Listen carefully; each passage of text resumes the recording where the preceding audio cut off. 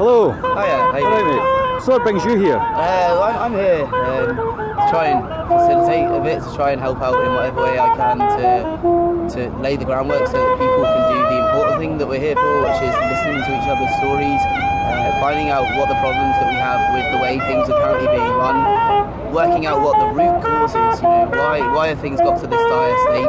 Is it just money? Is it the fact that money's got too much influence?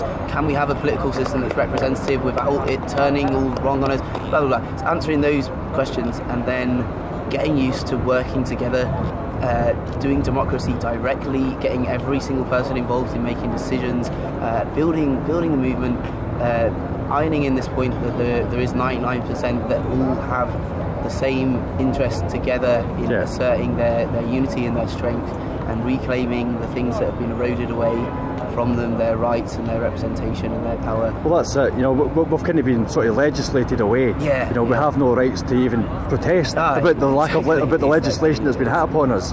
It's almost like the establishment. I was coming up with this theory yesterday. It's like the establishment has developed an immune system, and it treats the will of the people as almost like a foreign body, and it finds a way of diverting that and channeling it and taking all of that genuine dissatisfaction and disaffection and rage and dealing with it in a way that doesn't cause an actual real change. And we've got to find a way of beating that defense mechanisms that are in place, and a lot of them are internalized in people. You see people and they say, I know it's wrong, but there's nothing I can do about it. And they've got layer after layer of apologies that they've had to create so that they can feel happy with living in such a sick world.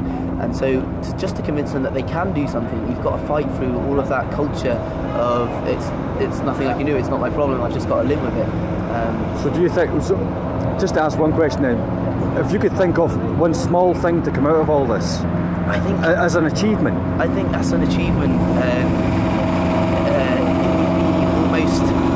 almost not even a change in the outside world. It would be an achievement if we just had a change in people's consciousness. If we could raise a level of political consciousness, a level of community consciousness, so that people remember what they used to know, what they should have built in with them, that we can achieve things by working together, by pooling our resources, by mutual aid, that we can be respectful, that we can listen to the problems we have, we can deal with the difficult segments of our society without marginalising them and kicking them to the curb.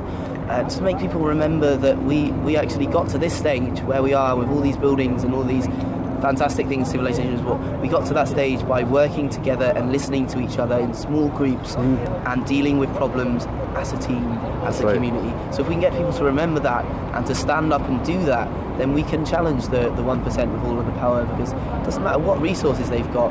For every one of them, there's 99 people that don't have enough, that don't have enough say. So we can definitely get that back if we all just stand up at once. Definitely.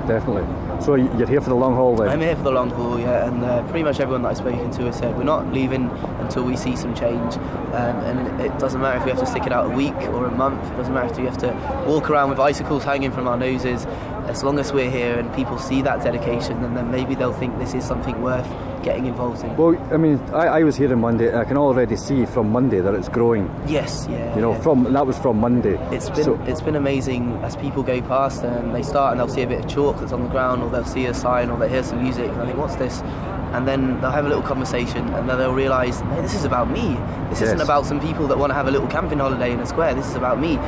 Maybe I can help. And they come back and they'll bring us another tent, or they'll bring us a gas cooker, or some warm clothes, or something to keep us comfortable, or they'll help us with flyers, or they'll have an idea of how we can get out to people. So just being here, it's going to grow, it's going to pick up the momentum, because everybody wants to do something, and they've been so tired of not being able to do something. But if you give them something to do, they've got all of that pent-up energy and enthusiasm to do it. So that's the thing, is to get it through to people that they have choices. There is other solutions other than monetary policy and governments. Exactly. It's getting that idea out to them. So can I ask you, have you ever heard of the concept of a resource-based economy? I vaguely, I mean, I do a little bit of investigation, from my own personal knowledge about different economic models, and I'm assuming that you're meaning based on resources rather than based on a monetary system, which stands for resources, so that it's not floating free, that it is actually tied into what we have and how much we have of it. Basically, pure sustainability for the planet and its people.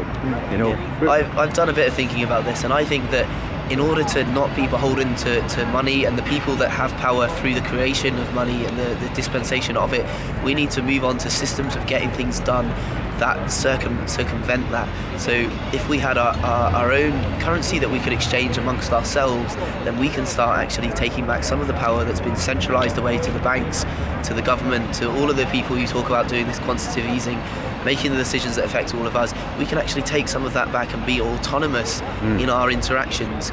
And so we do need to start thinking about creating from the grassroots, because we can't trust them to do it from the top down, but from the bottom up, different ways of exchanging our resources and different ways of solving our needs, which are not reliant upon their definition of value, that we can have a definition of value that actually takes into consideration scarcity of resources, that takes into consideration dignity of labour, dignity of living, takes into consideration the local needs rather than the global requirements and global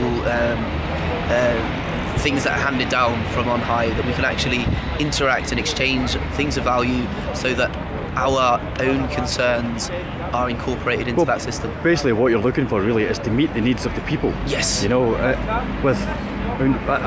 we believe, well, especially within the Zeitgeist movement, we believe that we can meet those needs without money. Yes. You know, because if you take away the money, food and stuff like that still grows. Yes. So we can still pick it. You know, we don't need money to pick food. This is what's been happening on a small scale here, and if we can prove that within this camp we can have a non-commercial zone where no one in the camp says, you need this, I've got this, give me some bits of paper for it. Instead they say, you've got a problem, I can help you out, let's get it done. If we can show that that works just on the scale of this square, then why can't it work in a neighbourhood, in a town, in a city, in a country? Build a community. Exactly, absolutely. Thank you for your time, mate. Okay, thanks a lot.